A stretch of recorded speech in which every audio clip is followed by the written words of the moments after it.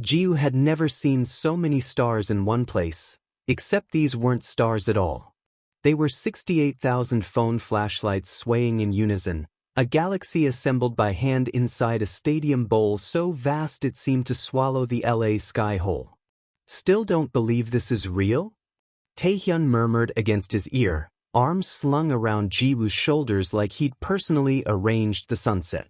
Jiwoo laughed, and it came out shakier than he meant it to. 4 years of dating an accountant salary out of himself, coffee skipped, second-hand jackets, a phone screen he'd been meaning to fix since spring, and here he was anyway, in Los Angeles, at the opening match of the World Cup, wearing a jersey Taehyun had bought him without letting him see the receipt. "I still think you're going to tell me the tickets are counterfeit," Jiwoo said. "That we're going to get dragged out by security in the second half. Have a little faith in me." Taehyun's smile was the same one that had undone Jiwoo the first night they met, easy, symmetrical, aimed like a spotlight. "I told you I'd take care of everything. Haven't I always?" Jiwoo wanted, more than almost anything, to simply enjoy the answer without examining it. So he did.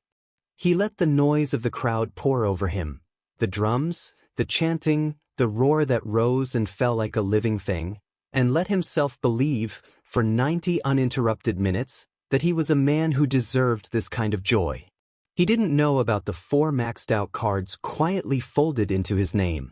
He didn't know about the calls Taehyun had been taking in the hotel bathroom at 2 in the morning, voice low and businesslike in a way it never was with him. He only knew that the man beside him had planned an entire trip around a game Jiwoo loved with an intensity most people reserved for family, and that this, surely, was what being loved back looked like. Midway through the second half, with the score locked at a nervous 1-1, Taehyun leaned in. "I'll grab us drinks. Don't let them score while I'm gone." He pressed a kiss to Jiwoo's temple, quick and warm, and slipped down the row toward the aisle. Jiwoo watched him go, watched the crowd swallow him between one heartbeat and the next, and turned back to the match grinning. He didn't stop grinning until well after the final whistle. The stadium emptied in stages the way a tide goes out.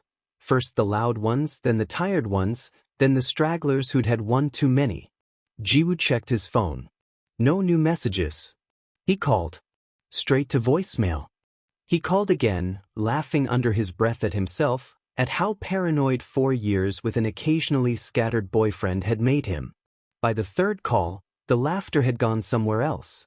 The cleaning crews arrived in fluorescent vests, working section by section with wide push brooms, sweeping up the confetti and spilled beer and the general debris of 68,000 people's joy. One of them glanced at Ju, alone in his seat, and said something in English too fast for him to catch. Ji just shook his head and mouthed an apology, though he wasn't sure what for. The lights above him, the ones that had turned the sky electric only hours before, buzzed on undimmed, industrial, indifferent, built to illuminate a stadium, not a person sitting perfectly still in the middle of one. He tried Taehyun's number a 4th time. A 5th. Something cold moved through his chest, methodical, like it was checking rooms in a house he'd thought was fully furnished. He reached for his backpack, needed his passport, needed to feel that specific weight of a hard corner pressed into leather, needed one solid fact in a night that had stopped making sense, and his fingers found it, along with something else. Something that shouldn't have been there. A crisp white envelope, folded once, tucked where his passport case usually sat alone. His name was written on the front in Taehyun's handwriting. Not the loose, affectionate scrawl from birthday cards. Careful. Deliberate. The handwriting of someone who'd rewritten it more than once to get the tone right. Jiwoo sat under the merciless stadium lights, surrounded by 3 empty rows in every direction, and opened it. "Jiwoo, don't look for me. My visa cleared last week. I didn't tell you because I knew you'd try to talk me out of it, and I didn't want to hear it. There's a director from a firm in San Francisco waiting for me at LAX right now. I'm staying in America. You were a good anchor while I needed one. But I can't keep pretending this was ever going somewhere both of us wanted. I left the hotel bill in your name. I'm sorry, There wasn't another way to do it cleanly on my end before I left. You'll figure it out. You're resourceful if nothing else. Let's not see each other again. Taehyun. The note didn't shake in Jiwoo's hands. That was the strange part. His hands were perfectly steady, like they belonged to someone calmer, someone watching this happen to a stranger from a safe distance. It was the rest of him that came apart, slow at first, then all at once, the way a building doesn't fall until suddenly it does. He read it again. And again, as if repetition might rearrange the words into something survivable. Good anchor. 4 years distilled down to 2 words meant to soften a debt he hadn't agreed to carry. Somewhere far below him, a maintenance door clanged shut. The last of the cleaning crew moved toward the exit tunnel, brooms over their shoulders, voices fading into the concrete throat of the stadium. And then there was only Jiwoo, one small foreign figure in a sea of 10,000 identical folding seats, the lights humming overhead like they had nowhere else to be either. The note slipped from his fingers and landed face up on the concrete step below, Taehyun's careful handwriting catching the light. Jiwoo didn't pick it up. He sat very still in the enormous, echoing quiet where a roaring crowd had been only hours before, and understood, with a clarity that felt almost merciful in how completely it erased every softer possibility, that he was, for the first time in 4 years, entirely alone. Chapter 2. The rain started sometime after midnight, fine and cold, the kind that didn't announce itself so much as simply arrive, settling into Jiwoo's hair and collar until he couldn't remember being dry. He'd left the stadium because staying meant a security guard eventually asking him to, and he'd rather leave on his own 2 feet than be walked out like something forgotten. So he walked. He didn't know Los Angeles. He didn't know which direction led to anything, only that his hotel, the one with his suitcase, his charger, the last clean shirt he owned, was somewhere behind a door that no longer recognized his key. He'd found that out an hour ago, standing dripping in the lobby while a night clerk with kind eyes and no authority explained, twice, gently, that the room balance was severely overdue and that until it was settled, the key card simply wouldn't reactivate. "I'm sorry, sir. Is there someone we can call for you?" There wasn't. That was the problem exactly. His phone had died somewhere between the 9th unanswered call and the 10th, the screen going black mid-dial like it, too, had decided it was done trying. He hadn't bothered plugging it in anywhere. There was nowhere to plug it in. There was only the small rolling suitcase he dragged behind him, one wheel catching every few feet on a crack in the sidewalk, and the stadium district's dead streets, shuttered ticket booths, chained-up souvenir carts, sponsor banners flapping wet and enormous overhead, advertising a joy he no longer had access to. Eventually his legs simply stopped agreeing to keep going. He sat down on the curb outside a darkened parking structure, suitcase handle still gripped in one fist like it was the last stable thing in the world, and put his face against his knees, and cried the way he hadn't let himself cry in the stadium, ugly, gulping, entirely without an audience to perform composure for. For years. He kept circling back to that number like a tongue to a broken tooth. 4 years of packed lunches instead of restaurants, of secondhand instead of new, of quietly absorbing every expensive taste Taehyun had cultivated because Taehyun always made wanting things sound like a shared dream instead of a bill. And at the end of it, a debt in his name, a stadium of empty seats, a note that called him an anchor like he'd been ballast to be cut loose the moment the ship was ready to sail without him. He didn't hear the footsteps at first. The rain covered them, a steady, rhythmic slap of running shoes on wet pavement, growing louder, then slowing, then stopping. Jiwoo didn't look up, didn't have it in him to be embarrassed by a stranger anymore. Let them see. Let the whole indifferent city see a person come completely undone on a curb. It seemed only fair, given how completely it had happened. "Hey!" The voice was low, careful, edged with the particular gentleness people use on something that might startle and run. Korean. Unmistakably, achingly Korean, in a country where he hadn't heard his own language spoken except by Taehyun in 11 hours. "Are you hurt?" Jiwoo lifted his head. The figure crouching in front of him was tall, even folded down to his height, built with the compact, coiled strength of someone whose body was a professional instrument.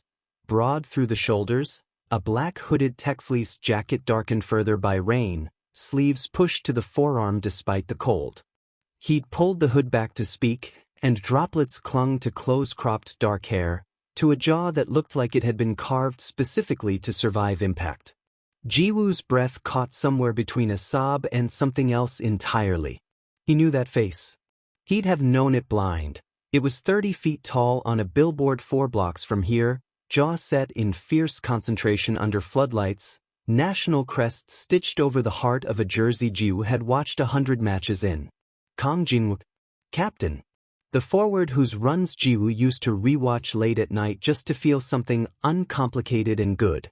Jiwoo's voice cracked on it humiliatingly. Not right now, I'm not. Jinwook's mouth did something that wasn't quite a smile, tired, wry, like a man who'd learned to deflect his own name as a reflex. His eyes, though, hadn't moved from Jiwoo's face, and whatever he saw there made the deflection disappear entirely. What happened to you? It was such a plain question. Not do you know who I am, not should you be bothering me. Just, what happened? Like Jiwoo's suffering was the only relevant fact in the conversation. That undid him more than the rain had. Jiwoo stopped. Started again. Someone left me. Tonight. I don't have a hotel anymore. My phone's dead. I don't. He gestured helplessly at the empty street, at himself, at the whole collapsed architecture of his night. I don't know what I'm supposed to do. Jinwook's jaw tightened, not at Jiwoo, but at something behind his eyes, some private accounting of exactly what kind of person left another person crying alone on a curb in a foreign country. His gaze dropped, briefly, to the piece of paper crushed in Jiwoo's other fist, who hadn't even realized he was still holding the note, had carried it all this way like a wound he refused to let close, and something in Jinwook's expression went very still and very cold before it smoothed back into simple, quiet resolve. Okay. He said it like a decision already made, not a question.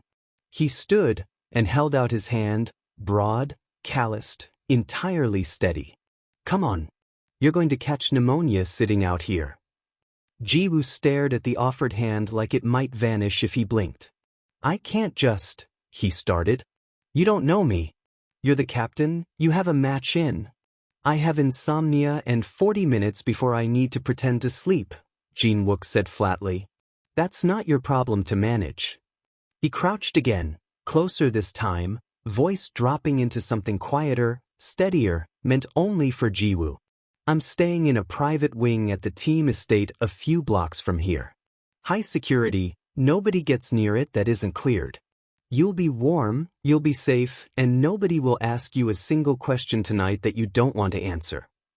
Ju looked at him, at the rain sliding off a jaw that belonged on a magazine cover, at eyes that held nothing but a plain, unhurried patience, and felt something in his chest, some final overstretched wire, simply give way. Why, he whispered, would you do that for a stranger? Jinwook's hand didn't waver, still held out between them, rain collecting in his open palm. Because you're not a stranger tonight, he said. You're a countryman crying alone on a curb in a city that doesn't care whether either of us sleeps. That's enough of a reason. He reached out before Jiwoo could argue further, closing his hand gently around Jiwoo's wrist, and drew him up off the curb, up out of the rain, up out of the wreckage of the night, with a grip that felt, for the first time in longer than Jiwoo could remember, like something solid enough to hold on to. Let's get you inside, Jinwook said, before you talk yourself out of the one good thing that's happened to you tonight. Chapter 3. The Sanctuary of the Elite. Jinwook walked Ju past a guarded gate with nothing more than a nod exchanged between him and the security detail, no explanation offered, none asked for, down a private path lit by low ground lamps, to a wing set apart from the main building entirely, wrapped in its own hedge of glossy, rain-slicked greenery.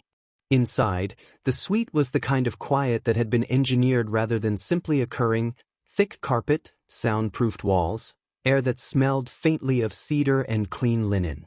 Ji-woo stood dripping just inside the door, acutely aware of the trail of water he was leaving on floors that probably cost more per square foot than his monthly salary, and said nothing, because there was nothing that didn't sound absurd.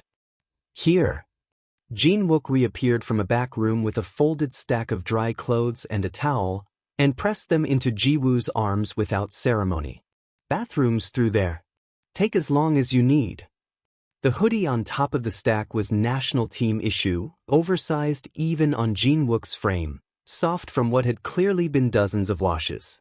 When Ji-woo pulled it over his head in the privacy of the bathroom, it swallowed him, sleeves past his knuckles, hem brushing his thighs, and smelled, up close, of cedarwood and some expensive, understated detergent that had nothing in common with the drugstore brand Ji-woo used at home. He stood in front of the mirror for a long moment, a stranger in a captain's clothes, and felt, absurdly, like crying again, not from grief this time, but from something disorienting and warm he didn't have a name for yet.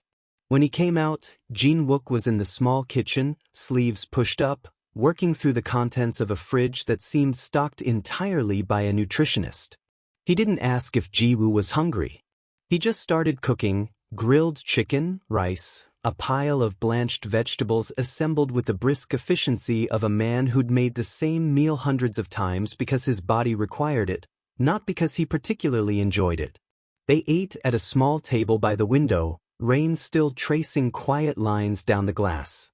Jin-wook didn't fill the silence with small talk. He simply sat across from Ji-woo, dark eyes attentive in a way that felt less like scrutiny and more like someone who decided that watching Ji-woo eat, watching color slowly return to his face, was worth his full attention. It was Ji-woo who broke first, not from pressure, but from the strange gravity of being looked at like he mattered. "I paid for things," he said quietly, turning his water glass in slow circles. "For 4 years. Not everything, but enough. Enough that when he needed money for something and didn't want to explain where it went, I was the explanation that made sense. I told myself it was normal. That's what you do for someone you love." He laughed, short and humorless. "I saved for 2 years for a coat he wanted. 2 years. He left me the hotel bill like it was nothing. Like I was nothing. Just useful until I wasn't." Jin-wook's jaw worked, something controlled and simmering behind his eyes, but his voice when he spoke was even. "That's not love. That's an investment strategy with a person as collateral." He paused. "You know that, don't you? Somewhere under all of this." Ji-woo looked up at him, really looked, the way he hadn't let himself in the chaos of the night, and saw not pity in Jin-wook's expression but something closer to quiet, banked anger on Ji-woo's behalf, the kind that didn't ask to be comforted in return. "I'm starting to," Ji-woo admitted. Neither of them said much after that. There didn't seem to be a need to. Jin-wook cleared the plates, refused Ji-woo's attempt to help with a single raised eyebrow, and set him up on a wide, absurdly comfortable sofa with a spare blanket, explaining in a low voice that Ji-woo could take the guest room, that there was no arrangement here that required anything of him, that he should sleep as long and as late as his body needed. For the first time in longer than Ji-woo could remember, in a hoodie that wasn't his, in a house that wasn't his, surrounded by a silence that asked nothing of him, he slept. He woke to gray morning light and the particular disorientation of not recognizing the ceiling above him. It took a moment to reassemble the night, the rain, the curb, the impossible fact of Kang Jin-wook kneeling in front of him, and when it did, his stomach dropped with something between gratitude and dread. He was still turning it over when a knock landed at the front door. 3 brisk raps, official in a way that made Ji-woo's pulse jump before he understood why. He heard Jin-wook's footsteps cross the suite, unhurried, and the door open. "Captain." A clipped, professional voice, older, the particular weary sharpness of someone used to managing crises before breakfast. "We need to talk about your schedule for." The voice stopped. Ji-woo, sitting up on the sofa in an oversized national team hoodie, hair still damp from the shower, throat suddenly dry, watched the team manager's gaze land on him and freeze, a full-body kind of freezing, the sort that recalculates an entire morning in half a second. Behind the manager, a second figure shifted into view. A younger man, camera slung around his neck with the deliberate casualness of someone who'd learned that the best photographs came from moments before their subjects knew they were subjects. His eyes swept the scene, Jin-wook, still in yesterday's damp running clothes, a stranger on his sofa in the captain's personal gear, clearly having spent the night, and his mouth curved into something that had nothing to do with surprise and everything to do with opportunity. Jin-wook, the manager said slowly, carefully, in the tone of a man already drafting a statement in his head, "Who is this?" The photographer's camera came up before anyone could answer.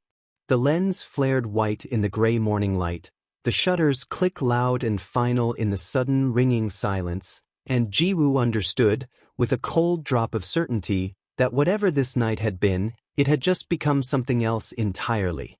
Chapter 4. The Shield in the Press Room. By noon, the photograph was everywhere.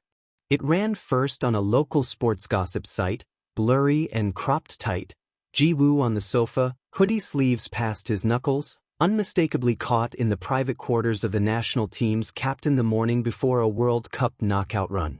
By 2 o'clock it had migrated to the major outlets, headlines sharpening with each republication, mystery guest in captain suite. Who is he? By 4, sponsors had started calling. Jin-wook's manager delivered the numbers in a clipped, exhausted voice while pacing the length of the suite's living room, 3 corporate partners requesting clarification calls, the Federation's communications office fielding foreign press by the dozen, and a formal note from the association's board reminding Jin-wook, in language stiff enough to have been drafted by lawyers, that the captain's armband came with certain expectations of public conduct on the eve of international competition. They want a statement, the manager said. Something short. Distance yourself from it. Say he's a family friend, a fan who needed help, whatever. Just get ahead of it before it becomes a story about you instead of the tournament. Jin-wook, arms crossed, didn't look at the manager. He looked at Ji-woo, who was sitting rigid on the sofa with his hands folded tight in his lap, trying to make himself as small and as blameless as possible, as though it might undo the photograph. "No," Jin-wook said. The manager blinked. "No. I'm not calling him a fan. I'm not calling him a stranger.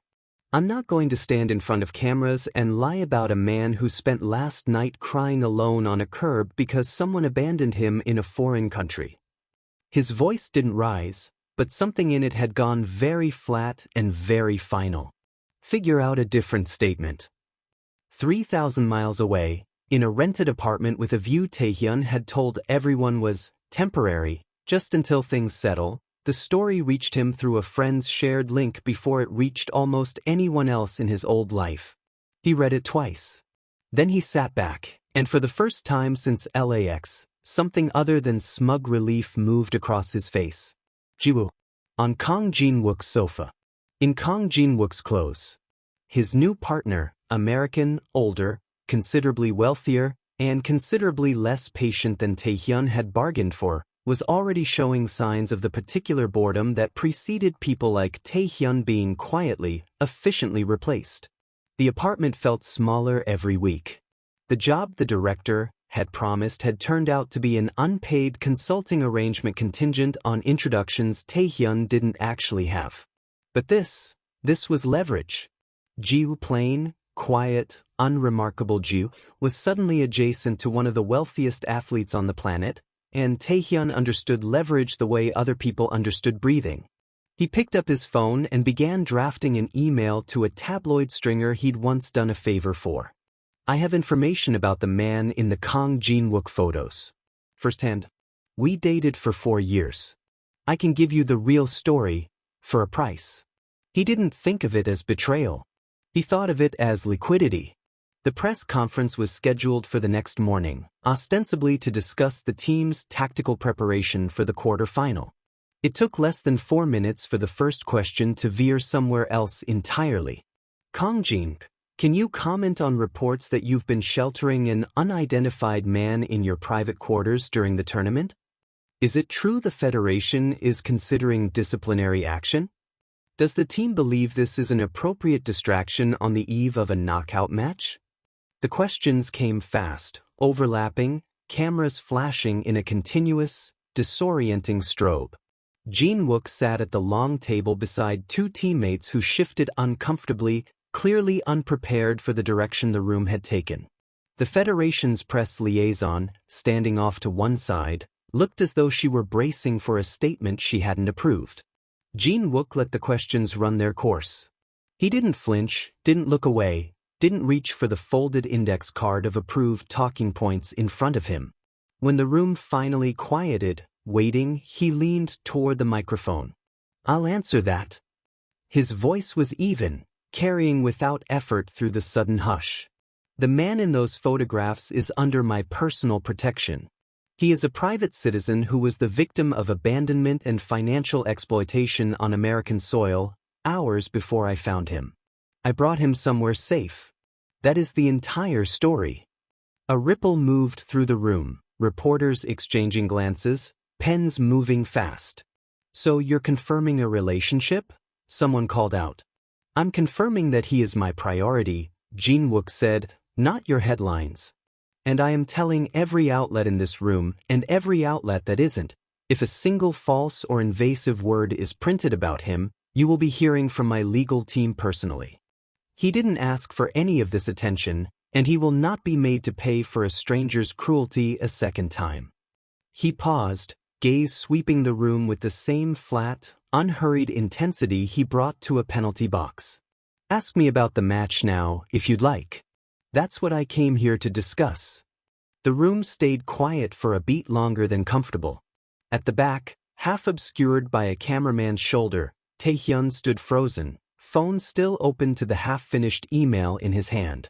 He'd expected panic. Denial. Something he could leverage into a bidding war for the real story behind the mystery man.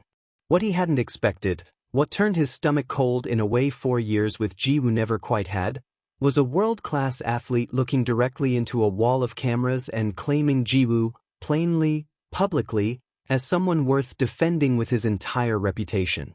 There was no scandal left to sell. There was only a locked door, closing, with Taehyun standing on the wrong side of it. He put his phone away, the unsent email still sitting in his drafts, and for the first time since landing in America, felt the particular vertigo of a plan collapsing in real time. Chapter 5. Injury Time Confrontation. Jin-wook's words at the press conference had done exactly what he intended, silenced the tabloid's appetite for a scandal, and exactly what he hadn't fully accounted for, made Ji-woo, overnight, the single most photographed private citizen in the tournament. He couldn't walk to the team estate's own courtyard without a long-lens camera finding him from the street. Federation officials who'd never once acknowledged his existence now nodded to him in hallways with the careful deference reserved for something the captain had explicitly claimed as his to protect. Ji-woo hated all of it and understood none of it, and yet found himself, for the quarterfinal, seated in the VIP box in a jacket someone on Jin-wook's staff had quietly arranged for him, because apparently that, too, was simply how things were handled now. He watched Jin-wook play that night with something that bordered on disbelief. Whatever weight the last 48 hours had placed on him, it hadn't touched the football. If anything, Jin-wook moved with a sharper, more ferocious clarity than Ji-woo had ever seen from him on a screen. Driving at defenders like the game itself was something he needed to resolve with his whole body, scoring the decisive goal in the 78th minute and turning, unmistakably, unhesitatingly, toward the VIP box before his teammates even reached him. Ju's chest ached in a way that had nothing to do with grief. The stadium emptied in the same slow tide it always did, but this time Ju wasn't the one left behind in it. He made his way down through the service corridors toward the secure underground parking level, per the instructions Jin-wook's staff had given him, to wait by the car while Jin-wook finished the obligatory post-match media duties. The parking level was vast, concrete-pillared, poorly lit in the way structures built for function rather than comfort always are. Ju's footsteps echoed as he walked, and for a moment, just a moment, he let himself feel something close to peace. He had survived the worst night of his life.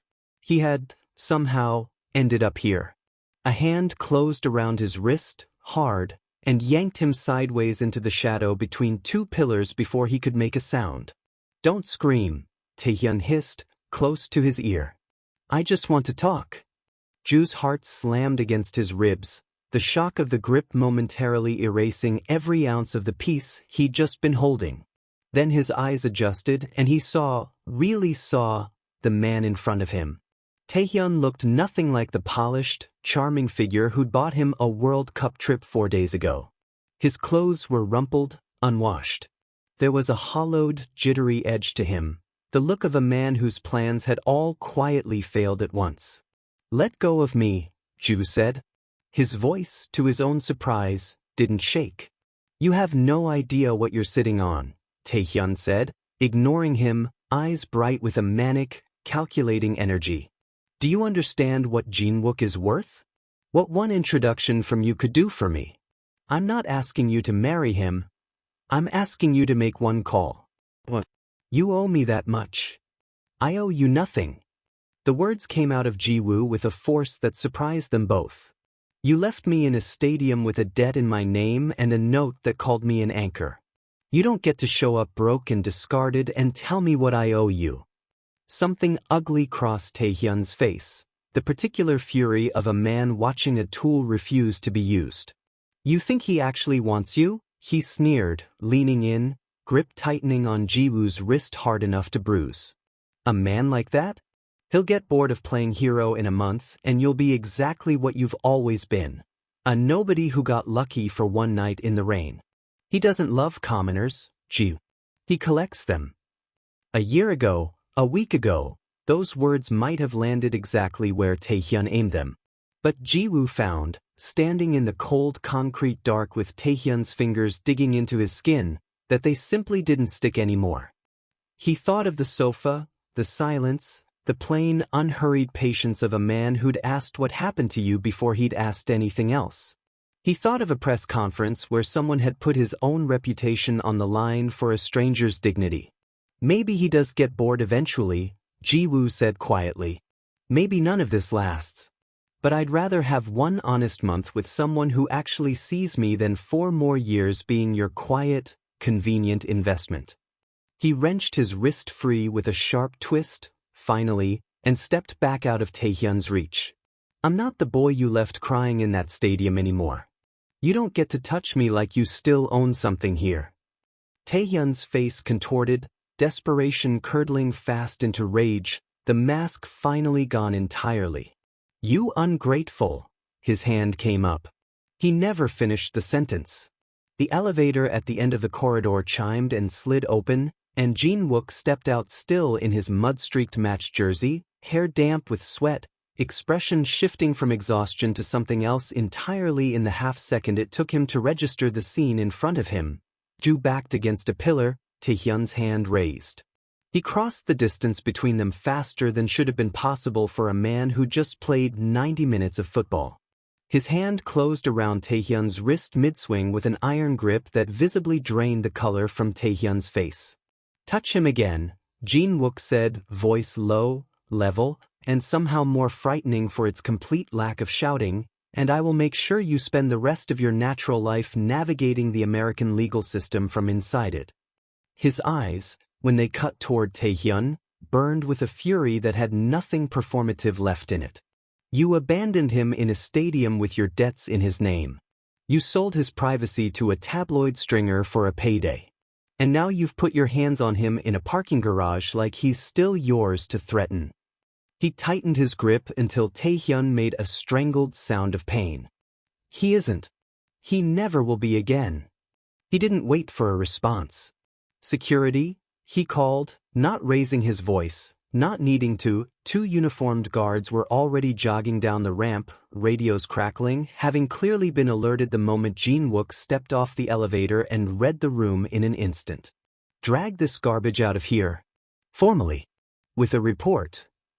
Taehyun was hauled backward, sputtering something about lawyers, about "you don't understand who I am" to him, but the words evaporated into the cold concrete air, meaningless now, unheard by either of the men he'd once thought he could still command.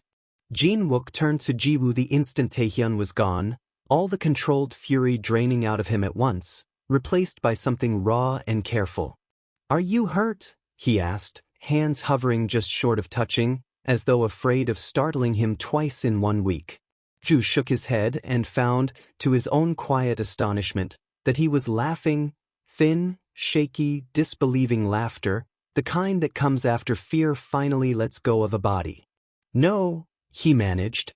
"No, I'm—" He looked up at Jin-wook, mud-streaked and sweat-soaked and still, somehow, the steadiest thing in the entire parking garage. "I'm okay." Jin-wook's hand finally closed, gently, around his, not gripping, not pulling, simply holding. "Good," he said quietly.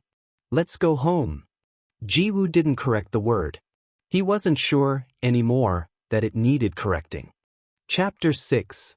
A Home in the Heart of the Stadium.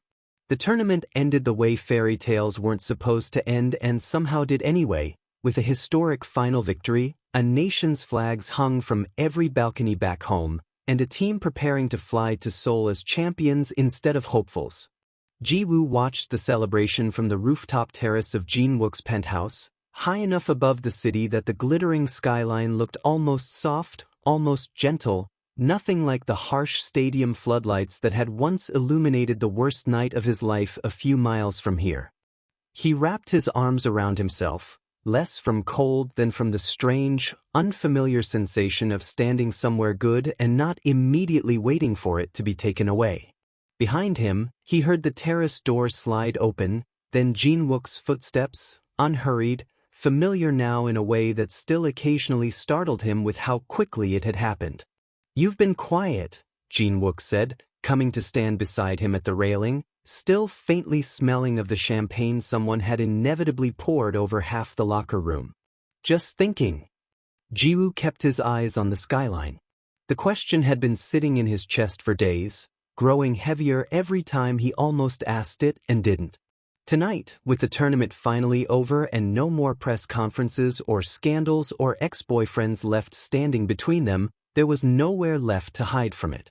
"Jin-wook." His voice came out smaller than he meant it to. "Did you only take me in because you felt some kind of obligation? A countryman in trouble, someone to rescue because it was the right thing to do?" He made himself say the rest of it, the part that scared him most. "Do I just remind you of a bad night in America? Something you fixed, and now you don't quite know how to stop fixing?" The city hummed below them, distant and indifferent, the way cities always were. Jin-wook didn't answer right away. He turned, instead, closing the last small distance between them, until his hands settled at Ji-woo's waist and drew him around, gently, to face him fully. "If it were obligation," he said, "I could have bought you a plane ticket home the morning after that photograph ran. That would have discharged it cleanly. No scandal, no press conference, no parking garage." His thumb brushed, slow and deliberate, along Ji-woo's jaw, tilting his face up. "I didn't want it discharged. I wanted you to stay." "Jin-wook, let me finish." His voice had gone quieter, rougher at the edges, stripped of the flat authority he used on managers and tabloids and ex-boyfriends who put their hands where they didn't belong. "Before that night, I hadn't slept more than 4 hours in a stretch in over a year. Every hotel room felt like a cell with better furniture. I ran those streets at midnight because staying still made the noise in my head worse, not better." His hands framed Ji-woo's face now, careful, deliberate, like he was memorizing it. "And then I found you on that curb, and for the first time in longer than I could remember, I had a reason to want the sun to come up. Not because I fixed something. Because I wanted to see you again in daylight and know you were still safe." Ji-woo's eyes stung, and this time it had nothing to do with grief. "I brought you into my life," Jin-wook went on, "because you gave a lonely, exhausted man a reason to look forward to the next morning. That's not an obligation, Ji. That's not something I've been quietly discharging out of guilt for 5 months." His voice dropped lower still, unguarded in a way Ju had only seen flashes of before, never this fully, never this close. I love you. Not the version of you that needed rescuing. Love it. The one who cried on a curb and the one who slapped a coward's hand away in a parking garage and told him exactly what he was worth to you, which was nothing. The skyline blurred at the edges of Ji-woo's vision, and he didn't bother blinking it clear. I was so sure, he whispered, that I was only ever going to be useful to someone. That love just meant being a good investment until I wasn't needed anymore. You were never an investment to me, Jin-wook murmured, close enough now that his breath was warm against Ji-woo's mouth. You were the first thing in years I wanted simply because I wanted it. Not because a sponsor demanded it. Not because a manager approved it. Just because it was you. Ji-woo closed the last inch of distance between them himself.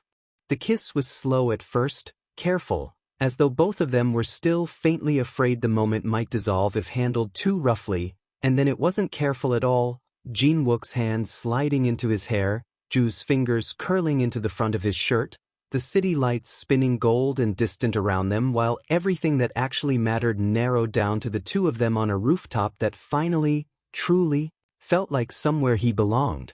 When they finally broke apart, foreheads still resting together, breathing unsteady, Jin-wook let out a low, disbelieving laugh against Ji-woo's mouth. I've scored in a World Cup final, he murmured, and it didn't feel like this. To laugh too, real laughter, unguarded, the kind he hadn't let himself have in years, and pressed closer, tucking himself against Jin-wook's chest exactly the way he had that first terrible, rain-soaked night. Except this time there was no debt waiting for him, no note folded into a bag, no stadium emptying around him while he waited for someone who was never coming back. There was only this. A rooftop, a skyline, a man who had chosen him not out of obligation but out of something steadier and far more durable, and the quiet, settling certainty that the cruelest ending of his old life had simply been injury time before the real match began. He had been left at the gates of America once, utterly alone. He was leaving it now, Helt. The end. If you enjoyed this story, please check out the others on my page. Don't forget to like, subscribe and comment your thoughts below. And of course where you are watching from. See you around.